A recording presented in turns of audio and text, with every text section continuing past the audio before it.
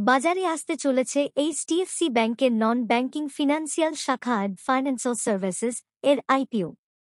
বহু প্রতীক্ষিত এই আইপিওতে ২৫ জুন থেকে মিলবে সাবস্ক্রিপশনের সুযোগ। একটি সংবাদ সংস্থা সূত্রে খবর, লঞ্চের আগে গ্রে মার্কেটে শেয়ারটিতে প্রিমিয়ামের অঙ্ক ছিল ৭৪ থেকে ৭৫ টাকা। স্টকের উপরের প্রাইস ব্যান্ডের তুলনায় প্রায় ১০% প্রিমিয়াম মিলছে। মূল্য নির্ধারণের পর স্টকটি নিয়ে বাজারের উৎসাহ কিছুটা কমেছে।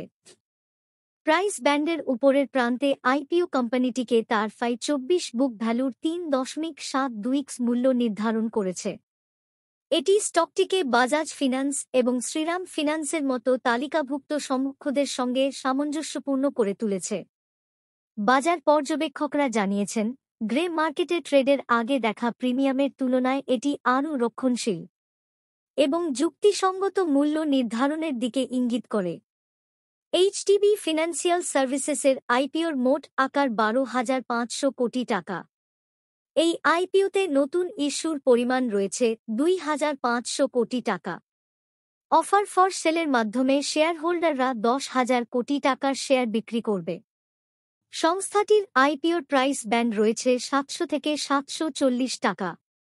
শেয়ারের ফেস ভ্যালু রয়েছে ১০ টাকা। জানা গিয়েছে, এই কোম্পানির আইপিওতে লটের ন্যূনতম আকার ছিল ২০, অর্থাৎ রিটেল ইনভেস্টরদের ন্যূনতম ২০টি শেয়ারের জন্য বিড করতে হবে, অর্থাৎ ন্যূনতম বিডের অঙ্ক ১৪,০০০ টাকা। তবে আপার প্রাইস ব্যান্ডের নিরিখে এই অঙ্ক প্রায় ১৪,৮০০ টাকা। সংস্থার আইপিওতে স্নেদের ন্যূনতম ১৪টি লট তথা ২৮০টি শেয়ারের জন্য বিড করতে হবে। এর জন্য প্রয়োজন হবে ২,০৭,২০০ টাকা। দের ক্ষেত্রে ন্যূনতম বিডের পরিমাণ ৮টি লট।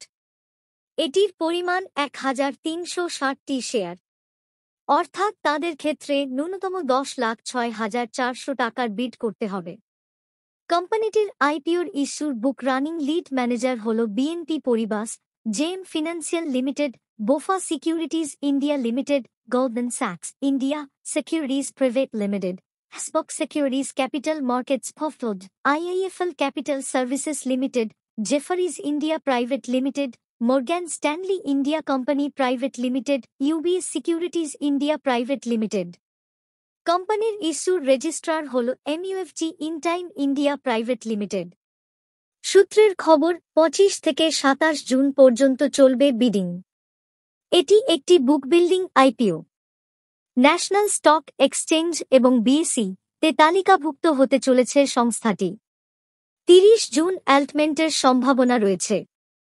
ডিম্যাটে ১ জুলাই শেয়ার ক্রেডিট হওয়ার সম্ভাবনা রয়েছে। ২ জুলাই তালিকাভুক্তির সম্ভাবনা রয়েছে।